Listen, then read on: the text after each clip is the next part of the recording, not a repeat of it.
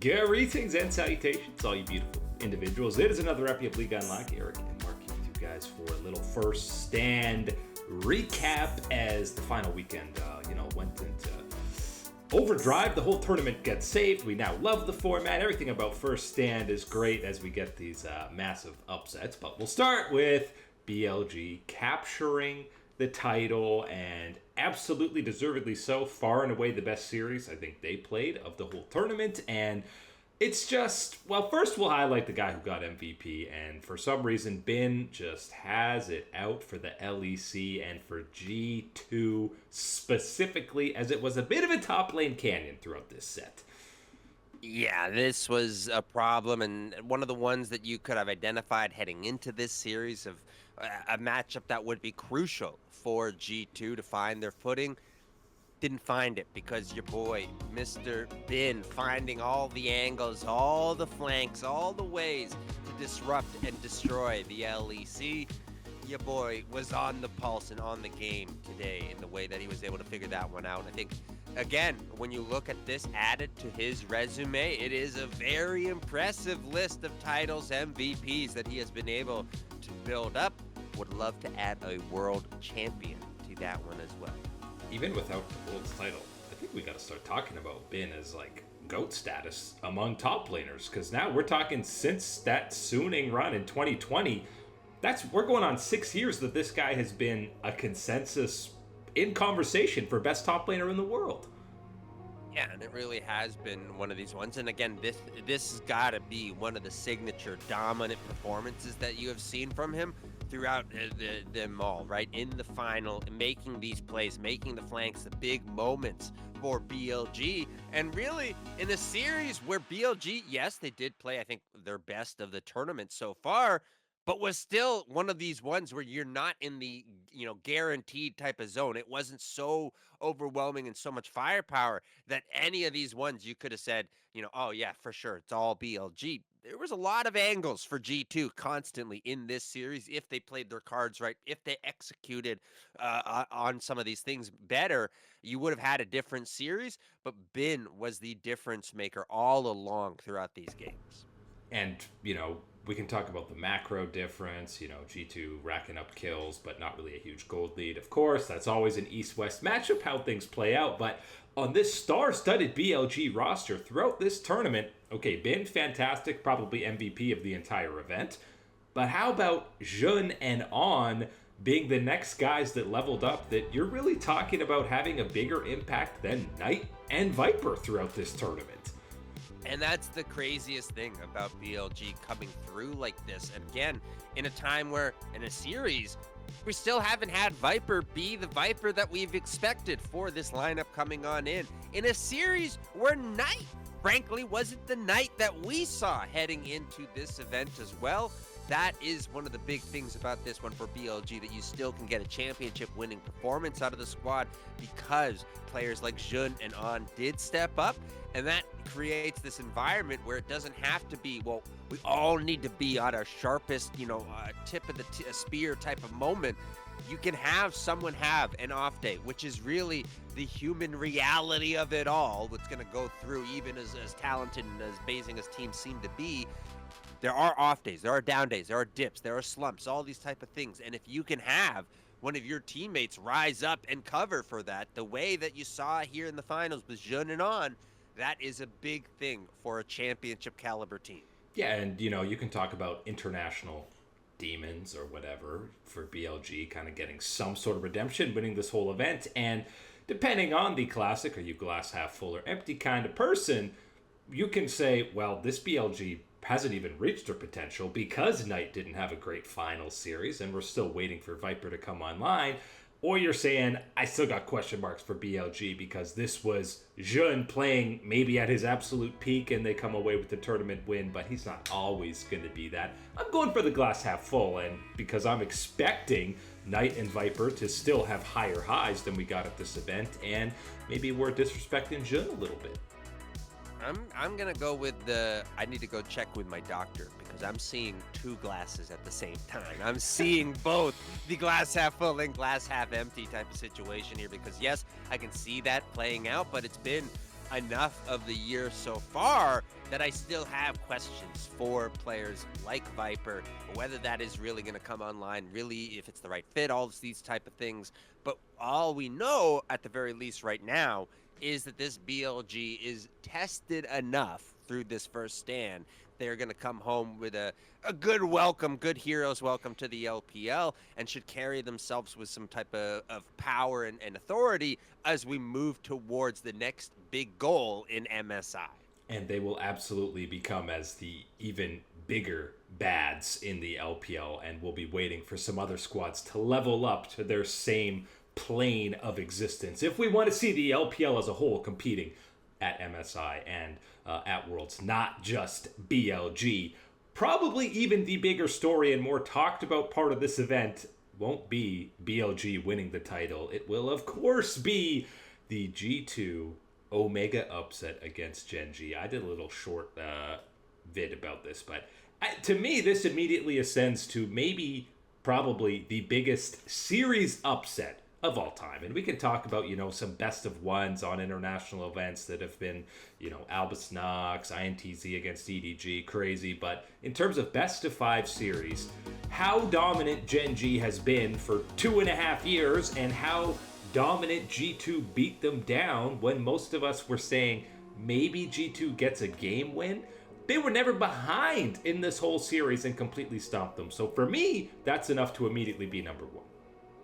There have been some colossal upsets through the history of the game, and of course very familiar with quite a few handful of them at the expense of the LCS to various minor regions, throw them in, whatever. But as you said, none of them are at the significance of this upset and what happened in this series, because we never looked at the LCS, no matter the representative, no matter whatever, in the way that everybody agreed that they viewed a Gen.G, and a Gen.G that had been playing at a dominant pace throughout this entirety of 2026. Never mind what is the hyper focus on the tournament at first stand and how good they have looked. This was not anything that anybody could have seen coming. G2 pull off the massive, and I think massive is an understatement in talking about just the magnitude of this upset against Gen.G, and in the 3-0 fashion. Even the players on both sides seemed a little bit bewildered. Gen.G kind of looked like they were still dizzy from being punched in the head, and then you heard the comms of Skewmon kind of freaking out, and Broken Blade's like, chill, and Skewmon's like, I'm not chilling? What do you mean? We just 3-0 Gen.G, which, I'm more on that page with him, but kind of saved this whole event, right? Imagine Gen.G just clean 3-0s BLG, or G2, and we get a BLG, Gen.G finals. Even if it's an insane back and forth, you would have said this whole tournament felt like just a prelude for BLG and Gen.G to play. So G2, obviously the viewership, more than 500,000 more average viewers for that Gen.G matchup. And I guarantee you, if they fell down 2-0 early, people wouldn't have even been tuning in for Game 3. No, it would have been a very different story, very different viewership at the end of the day, but G2 finds the way, finds the magic, the players step up. I think, and again, one of the crazier things that I've seen coming out of this is that examination of Caps. And I think it was meant to be kind of this thing of someone almost trying to dunk on him a little bit, going, oh man, first guy with 100 international losses, not realizing, well, yeah, there's over 100 international wins on there as well, 200 international appearances. Well, having that as a Western player with over about, I think, 52, 54, 53, whatever it is, 50-something% win rate is incredible to see from him. And I think, again, he was fantastic throughout this big series for G2. Of course, you had big moments from Hans Sama down in the bottom lane, making it all happen for G2. I think that this is, again, one of these ones where it's a level up for sure. And I think some of the disappointment is going to be that that level up was still there in the BLG series. Unfortunate that I think a couple mistakes lead to where, again, it is that downfall. It is that slippery slope against a team like BLG, players like Bin that are going to punish you in that type of way. But being in that series and being in there where you felt like, yeah, we could have had a way to step away from this one, at the very least going to Silver Scrapes in a do or die Game 5, or taking the whole thing all. that's a pretty good thing for G2 and the LEC. And it's progress, winning a game, not getting 3-0'd by the LPL in finals for G2 and Caps. But like, this Gen.G series is enough hopium probably for the West, because of course NA just lumps in with the West whenever a European team does well, right? We latch on to those coattails. Like, to give hope for the MSI and even to Worlds. The rest of the EU teams are going to go, okay, well, we're coming at G2. They can do that to Gen.G, and I don't even want to hear, okay, Gen.G wasn't at their best on the day. Sure, this is 100% G2's credit this series for how it played out. You've never seen a Western player gap Canyon the way that Skewmon did in this series. Like, never. Not even for one game, let alone 3 in a row. Not even when he was struggling in whatever year you want to pick. I think most people would pick probably last year as far as the down years in his career, which, again, probably only 1 or 2 that you can pick from. That is the craziness that Skewmon was able to level up and outplay on the day. Yes, it really is one of these ones that I think, again, the magnitude of this and just how high up Gen.G was, this should be it for everybody right here, right now. You should always take away that nothing is a guarantee as far as these results in a League of Legends ones. No matter the power difference or whatever, scaling and everything else, there's always an angle that you can find a way to even things out on Summoner's Rift. And I'm going to go even further and say this is a good thing for Gen.G to lose like this earlier on in the year, because we've seen the recipe of them winning every event leading up to Worlds, and then they bow out at Worlds. Having a loss, and an embarrassing loss, let's be honest, of this fashion early on, I think they're going to come back remotivated and lock in and be like, okay, we actually do have to focus, even for the Western teams internationally, and be locked in. I think this is a very important and crucial moment that they do find a way to, get through this adversity that this situation is going to be. And I say adversity because, again, you have the success, the dominance that this Gen.G roster has had. This really is kind of the only type of exposure that you do get to this type of adversity, struggle, all these type of things. And how are you going to come out the other side of it is going to be the big one for me looking at this Gen.G team, because as you said, this either is going to be that thing where you find a way to re-motivate, re-engage, re-lock in to that same dominant level and push it to another extreme, or it's just going to crumble and falter away type of situation. So I think that this really is the reaction and preparation moving out of this one from Gen.G is going to be the full tell-all for this storied roster, which has, again, been over about a 90% win rate, 85-90% win rate for 2 full years, and without a world championship trophy to their name. Things are going to have to change here, and I think it's going to be the crazy thing stepping out of this one. It's going to be all on the mental side for me on how they do step out of this. On the rest of the first stand, kind of recap the non-top 4. It feels so sad now to go back to Lion Gaming and be like, wow, they had a competitive series against JDG. It feels sad to take that as a positive now, especially with how G2 closed things out. But really, we got this, and combined with the America's Cup, obviously, it being in Brazil, this renewed rivalry that the LTA North and South could never do between Brazil and North America. I think this is one of those situations where, at the very least, the LEC take that step back, grab that nice fizzy cola, soda, whatever you're having, take a nice long sip, and then get back to work. There's none of that in the LCS. I think it is immediately you got to get yourself right back to work in this situation, and absolutely one of these ones where you can say, well, if we can get to that type of level, that is all we need to know that we have a chance against any of these squads. Has to be one of the things that you're looking at, and I think kind of drives home again one of the things that we talked about or are disappointed with the formatting of this event, not getting that head-to-head at the very least. I think you could have that type of thing in your back pocket at the little least if you are the LCS, to gauge how you would have been against a squad like G2, someone that was able to pull off that upset, but you don't have that opportunity due to this format. Well, now you're probably grateful as an NA team you didn't get that matchup, because I think G2 would have absolutely pumped Lion in their respective forms at this event.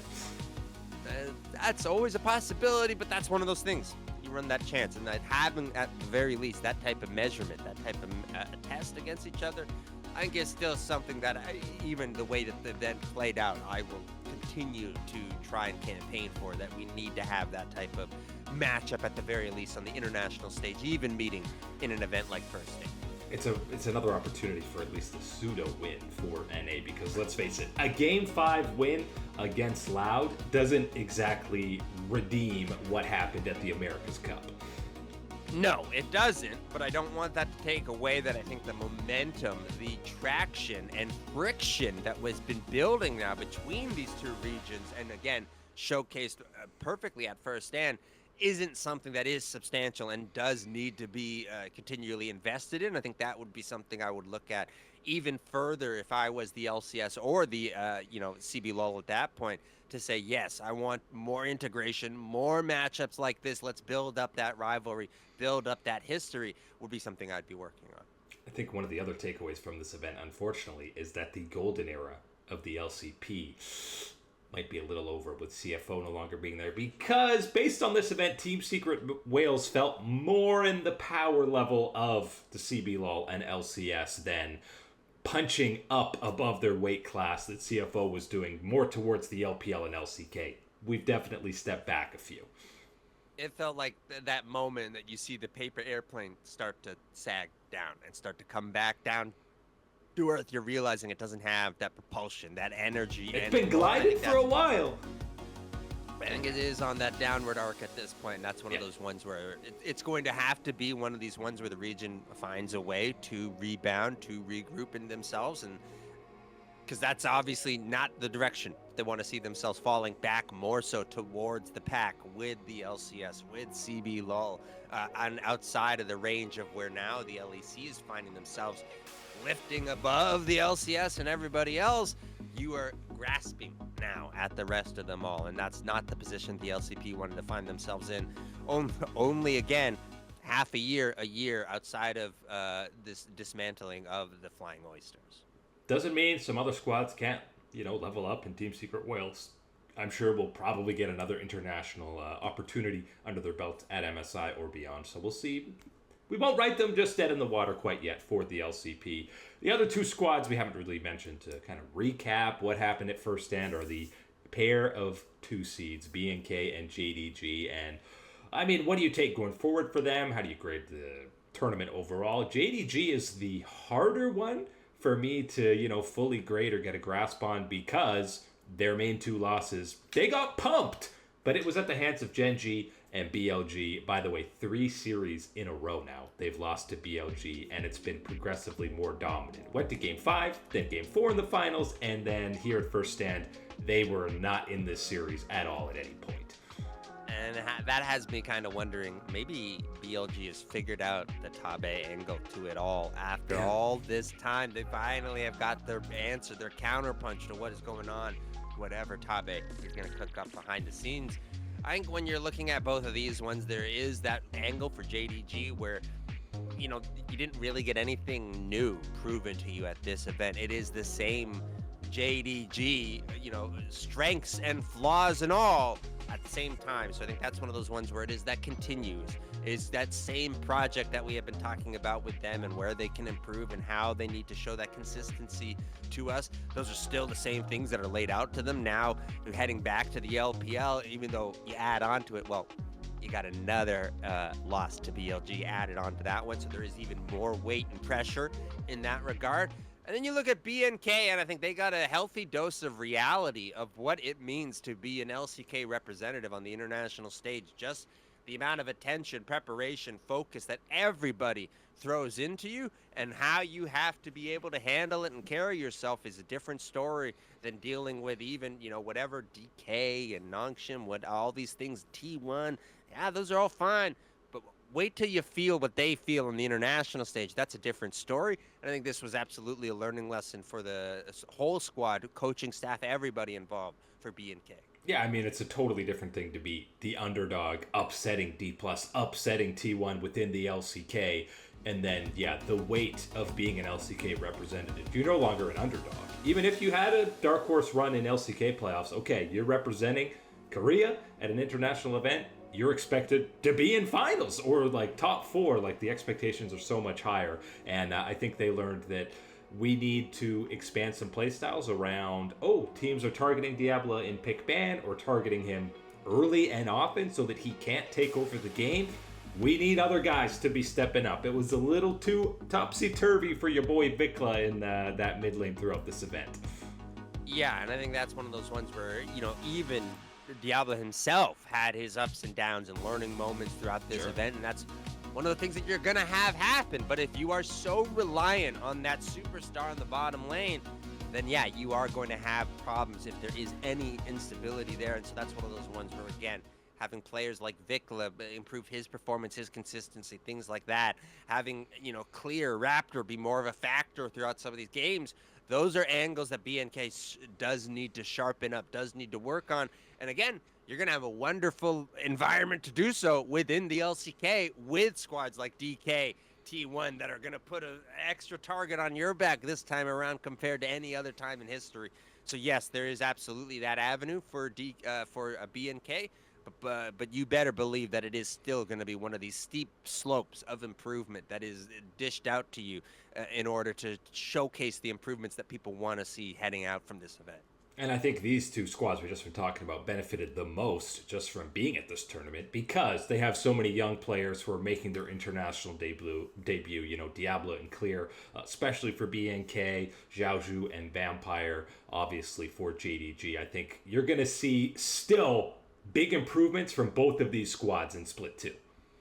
I think it's a massive get for both of them, right? In regards to having it so early in the year, get this type of verification, this type of validation and measurement against the international scene and how you want to sharpen, how you want to tailor yourself towards it. I think that is absolutely an invaluable thing and one of these ones that both of these squads should be benefiting from, I think, more than almost anybody, frankly, when you're looking at the first stand participants. And underrated is the value of experiencing a whirlwind of travel to go to a whole new place, new venue, being uncomfortable. Only going to be positives that we'll see, I think. I hope out of Split 2 from both of these squads. But that is it today for League Unlock. Eric and Mark here with you. Absolute stunners. Thanks for hanging out as always. And we'll catch you on that flippity flip.